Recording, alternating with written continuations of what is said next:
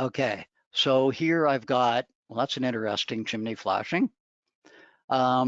So down the left is my list: component condition, implication, location, task time, and pictures. In this case, we've got both an illustration and a photo. I always like that because people can see sort of the theory of it and then see the real life practice.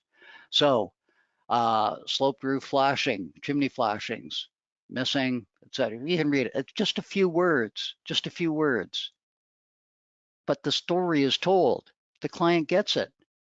Okay, what's going to happen? Well, I'm going to have water damage if I don't fix this. When should I fix it? Immediately.